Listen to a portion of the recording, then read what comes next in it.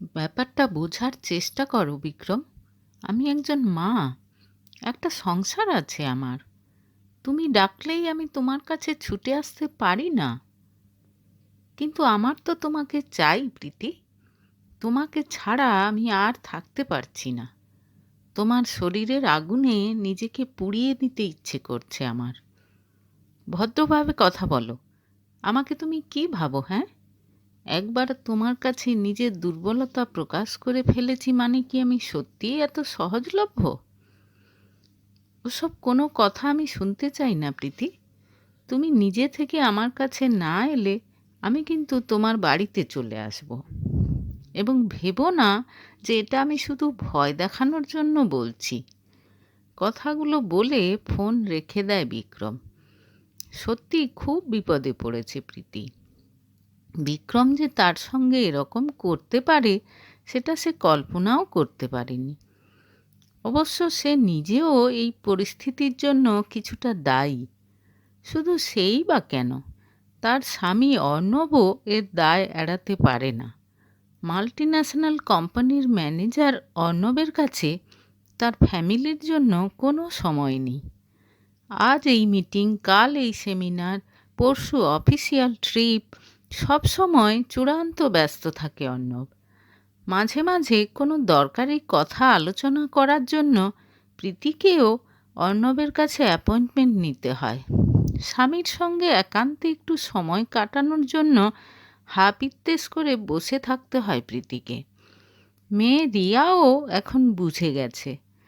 ছোটবেলা যে মেয়ে বাবার সঙ্গে খাওয়ার জন্য বায়না করত, আজকাল বাবার সামনে বসে খেতেই তার অস্বস্তি হয়। প্রীতি নিজে এসব মেনে নিলেও মাঝে মাঝে ভীষণ কষ্ট হয় তার। ভীষণ একাকিত্বে ভোগে মাঝে মাঝে। একদিন এক বন্ধুর কথা শুনে ডেটিং অ্যাপে অ্যাকাউন্ট খোলেছে। সেখানেই বিক্রমের সঙ্গে তার আলাপ এবং বন্ধুত্ব। বিয়ের আগে কোনো ছেলের সঙ্গে সেইভাবে বন্ধুত্ব ছিল না তার। প্রথম প্রথম বিক্রমের সঙ্গে কথা বলতে তাই তার বেশ ভালোই লাগতো। বেশ কিছুদিন ফোনে কথা বলার পর একদিন বিক্রম তাকে বাড়িতে নেমন্তন্ন করে। বেশ বড় একটা ফ্ল্যাটে একা থাকে ব্যাচেলার বিক্রম। প্রথমবার বিক্রমকে দেখে খুব ভালো লাগে প্রীতির। তারুণ্যে টগবগ করা একজন হ্যান্ডসাম ইয়াং ম্যান। সে তুলনায় সে অনেকটা পরিণত, 16 বছরের কিশোরী কন্যার মা। যদিও বিক্রম কখনো তাকে সেটা বুঝতে দেয় না। খুব সাবলীলভাবে মেশে তার সঙ্গে। যাই হোক, প্রথমবার দেখে প্রীতির সৌন্দর্যের অনেক তারিফ করল বিক্রম। এই বয়সেও প্রীতি যে নিজেকে এত সুন্দর মেনটেন করে রেখেছে সেটা অনেকবার করে বলতে লাগলো। প্রীতির সঙ্গে খানিকক্ষণ গল্প করার পর ড্রিঙ্ক বানাতে বসলো বিক্রম। অর্ণবের সঙ্গে পার্টিতে গেলে মাঝে মাঝে ড্রিঙ্ক করার অভ্যেস আছে প্রীতি, তাই সেও আর বারণ করেনি। কিন্তু সেদিন বিক্রমের বাড়িতে ড্রিঙ্ক করার পর তার কেমন যেন অদ্ভুত ফিলিংস হতে থাকে। বাচ্চাদের মতো কেঁদে কেঁদে নিজের দুঃখের কথা বলতে শুরু করে দেয় সে। উঠে তার পাশে এসে বসে বিক্রম, জড়িয়ে ধরে সান্ত্বনা দিতে থাকে তাকে। তারপর সব কিছু যেন কেমন ঘোরের মধ্যেই ঘটে যায়। দীর্ঘ সময় ধরে উন্মত্ত সঙ্গমে লিপ্ত হয়ে পড়ে বিক্রম আর প্রীতি। 42 বছর বয়স প্রীতির, কিন্তু তার মধ্যে যে এখনো এত আগুন আছে তা সে নিজেও জানত না। মেয়ে বড় হওয়ার পর থেকে অর্ণব আর সে অনেক সংযত জীবনযাপন করে। সুঠাম আকর্ষণীয় চেহারা আর সম্মোহক পৌরুষ দিয়ে বিক্রম যেন তার মধ্যেকার এক ঘুমন্ত আগ্নেয়গিরিকে জাগিয়ে তোলে। পাগল হয়ে ওঠে বিক্রম নিজেও। সেদিন বাড়ি ফিরে এসে চরম অপরাধবোধে আক্রান্ত হয় প্রীতি।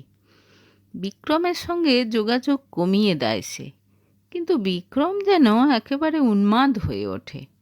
বাঘ যেমন নরমাংসের স্বাদ পেলে পাগল হয়ে যায়, সেরকমভাবেই প্রীতির সঙ্গে পুনরায় যৌনতায় লিপ্ত হওয়ার জন্য বেপরোয়া হয়ে ওঠে বিক্রমও।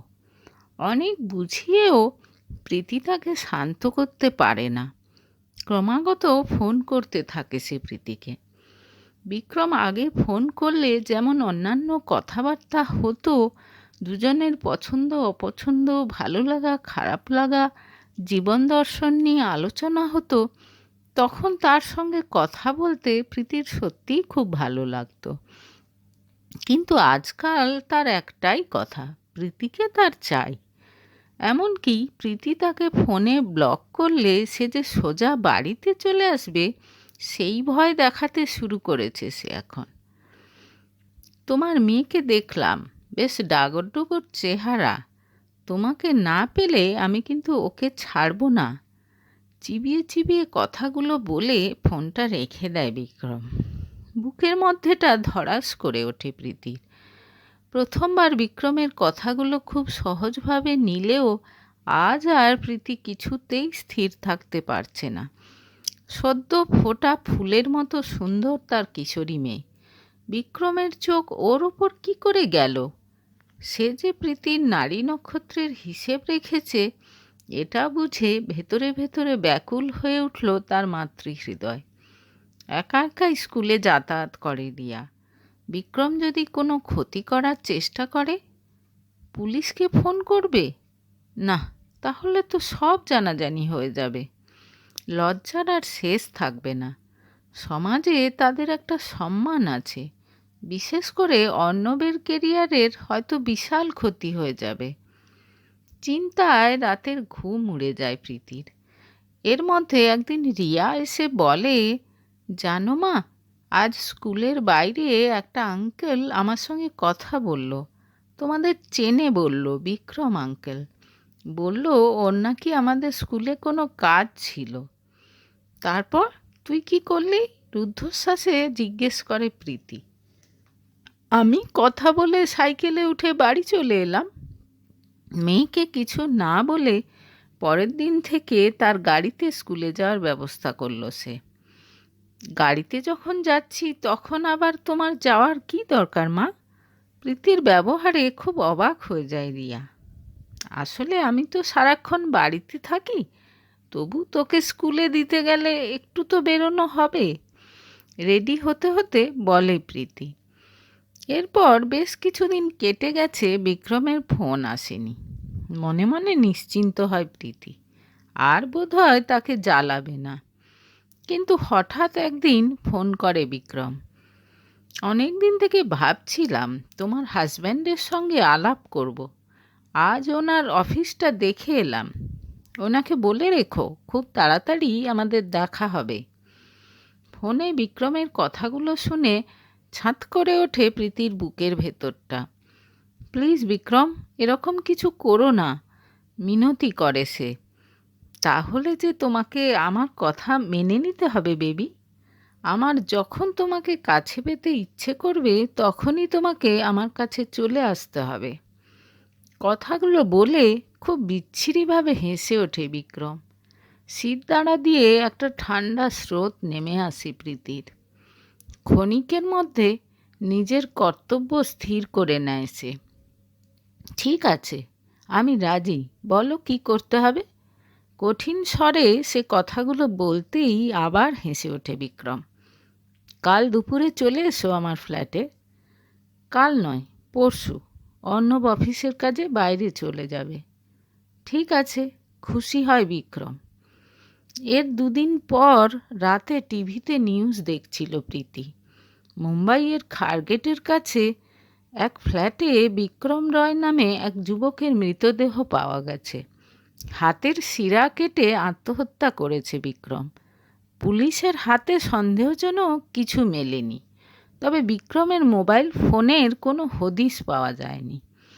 ফ্ল্যাটের সিকিউরিটির কথা অনুযায়ী বিগত 3 দিন বিক্রমের বাড়িতে কোনো ভিজিটর আসেনি। মনে মনে হাসে Preeti. Mister Agarwal, flat number 304। রেজিস্ট্রারে এই অ্যাড্রেস লিখে অনিক্স টাওয়ারে ঢুকেছিল সে। ভাগ্যিস কুরিয়ার বয়কে ধাক্কা মেরে ফেলে তার পার্সেল থেকে অ্যাড্রেস দেখে নেওয়ার আইডিয়াটা মাথায় এসেছিল তার। মনে মনে প্রতিজ্ঞা করে সে, জীবনে আর কোনোদিন কোনো পুরুষের সঙ্গে বন্ধুত্ব করবে না।